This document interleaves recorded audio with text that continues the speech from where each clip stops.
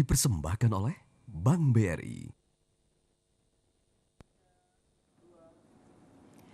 Pemirsa, terima kasih Anda masih bersama kami di Tafsir Al-Misbah mengenai surat Yunus.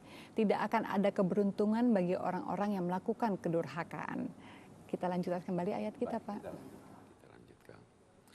Ayat berikut ini berbicara tentang orang-orang musyrik, masih melanjutkan tentang Tuhan-Tuhan yang mereka sembah selain Allah. Mereka itu, Tuhan-Tuhan itu, berhala-berhala itu, atau apapun, itu tidak dapat memberi mudarat bagi mereka, walau mereka tidak sembah, tidak juga dapat memberikan manfaat. Namun mereka berkata begini, berhala-berhala itu adalah sosok-sosok yang akan menjadi perantara kami dengan Tuhan. Dialah yang akan meringankan siksa, kalau kami mendapat siksa, dialah yang akan membantu kami untuk itu logika mereka. Mereka berkata kita tidak lihat Tuhan.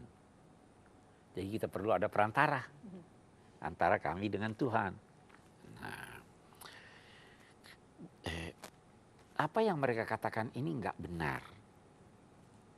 Allah berfirman, sampaikan pada mereka, wahai Nabi Muhammad, apakah kalian akan menyampaikan kepada Allah hal-hal yang tidak diketahuinya yang terjadi di langit dan di bumi? Tidak perlu ada perantara untuk kepada Tuhan. Anda mau menyampaikan apa? Mau berdoa, langsung aja. Tidak usah tolong sampaikan pada Tuhan bahwa itu perantara namanya, ya kan? Ada hal yang menarik. Allah mengetahui segala sesuatu. Sehingga kalau saya yang memberitahu Tuhan, seakan-akan Tuhan tidak tahu, pasti apa yang saya beritahukan itu tidak ada wujudnya. Saya ulangi.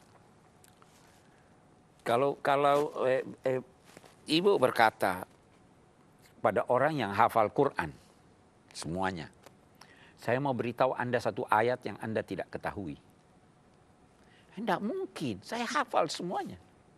Nah, Allah mengetahui segala sesuatu. Lantas ada satu orang mau berkata, saya mau beritahu Tuhan bahwa itu begini. Kalau tujuan Anda memberi informasi, pasti itu sesuatu yang Tuhan sudah ketahui. Ya kan? Jadi dia katakan, apakah kalian akan menyampaikan kepada Allah apa yang Allah tidak tahu yang terjadi?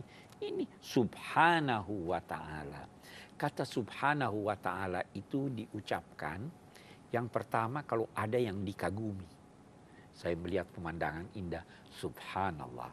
Nah, yang kedua, kalau ada hal yang aneh. Loh, kok bisa begitu ya? Subhanallah. Nah di sini apa yang mereka katakan itu, kami akan beritahu Allah apa yang dia tidak ketahui. Subhanallah, sungguh aneh ini. Tidak masuk di akal ini. Itu sebabnya dalam ayat yang berbicara tentang Isra Mi'raj, itu dimulai subhanalladzi asra. Biasa diterjemahkan maha suci. Sebenarnya maksudnya sungguh aneh dan mengagumkan peristiwa ini. Baik, subhanahu wa ta'ala amma yusyrikun, maha suci Allah, maha tinggi Allah dari apa yang mereka persekutukan. Baru makanan nasu illa ummatan wahidah. Sebenarnya manusia itu pada asalnya semua mempercayai keesaan Allah. Semuanya percaya keesaan Allah. Makanan nasu illa ummatan fakhtalafu, lalu mereka berbeda-beda. Perkembangan masyarakat menjadikan orang berbeda-beda, berbeda keyakinannya ini.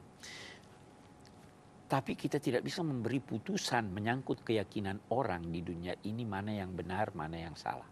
Maka Allah berkata, walaula kalimatun sabaqat min rabbika laqudiya bainahum fima fihi yakhtalifun. Seandainya belum ada putusan dari Allah yang menyatakan bahwa keputusan tentang siapa dan benar itu tidak di dunia, tapi di akhirat, seandainya tidak ada putusan itu, maka Allah akan memberi putusan di dunia ini. Ya. Jadi kembali sistem lagi, Pak. Ya. Ada waktunya untuk disampaikan putusan itu. Karena itu dalam kehidupan bermasyarakat kita berkata lakum dinakum waliyadin. Kalau mau lebih baik lagi, Al-Quran mengajarkan, boleh jadi saya yang benar, boleh jadi Anda yang benar. Boleh jadi saya yang salah, boleh jadi Anda yang salah. Nanti Tuhan yang putuskan siapa yang salah. Yang penting menurut saya ini, keyakinan saya begini. Anda mau keyakinan begitu, itu boleh jadi benar juga. Atau boleh jadi kita semua benar. Yang putuskan itu adalah Allah Subhanahu wa Ta'ala. Baik, sebelum kita lanjutkan, Pak, boleh saya kasih kesempatan Oh kamu iya, untuk silakan, bertanya? silakan. Silakan. Ya, boleh. Bang. Prof, tadi saya mendengar Prof menyebutkan sistem beberapa kali. Kebetulan waktu saya mengajar hukum pembuktian dalam proses peradilan pidana, saya selalu mengatakan Islam itu sangat menghormati sistem. Saya selalu merujuk kepada satu contoh kasus zaman kekhalifahan Ali bin Abi Thalib. Beliau khalifah saat itu, beliau kehilangan baju perang. Ditemukanlah baju perang itu sama seorang pemuda Yahudi, dibawalah ke pengadilan. Di pengadilan singkatnya adalah hakim menanyakan, "Hai Ali, apakah baju ini milikmu?" "Iya," kata Ali. "Bisakah kamu buktikan baju ini milikmu?" "Bisa." Ali menunjukkan beberapa tanda dari peperangan yang terjadi di baju itu. Hakim menanyakan lagi, "Adakah bukti lain?" "Ada, yaitu putra saya mengetahui baju ini milik saya." Hakim saat itu yakin dengan kebenaran material bahwa baju itu milik Ali. Hakim sedikit pun tidak ragu baju itu milik Ali.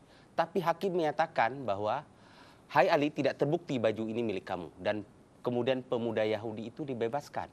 Saya melihat di sini ada suatu pertentangan antara kebenaran material dengan kebenaran formil. Tapi di persidangan itu hakim merujuk kepada kebenaran formil. Dan hebatnya adalah Ali menerima dan menghormati putusan itu meskipun tidak sesuai dengan kenyataan yang sebenarnya. Nah, saya ingin Prof memberi pencerahan, apakah memang seperti itu sistem peradilan dalam Islam, bahwa peradilan harus menghormati kebenaran formil dalam rangka mencari kebenaran material? Iya. Yang pertama saya kira benar sekali itu. Ya, Nabi pun mengakui bahwa saya bisa aja, saya manusia. Saya hanya menetapkan hukum berdasar data-data yang ada, bukti-bukti yang diajukan. Bisa jadi yang saya putuskan itu keliru dari segi formalnya keliru, formalnya ini saya katakan begitu, tapi itu keliru, bukan itu yang kebenaran.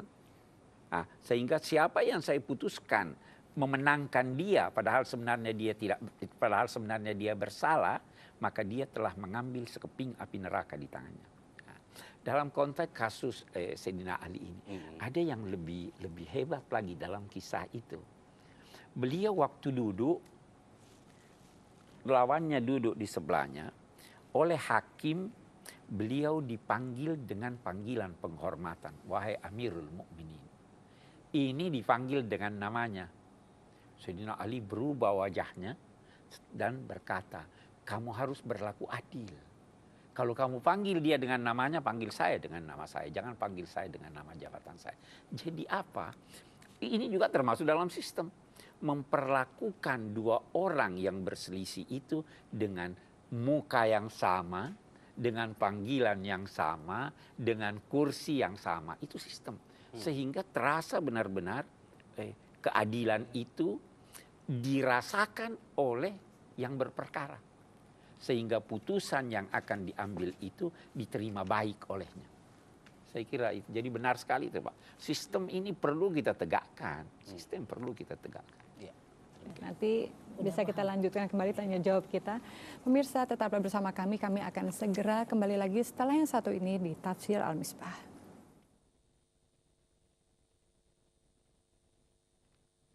Sampaikanlah bahwa Allah akan menghimpun kita di hari kemudian lalu menetapkan siapa di antara kita yang benar.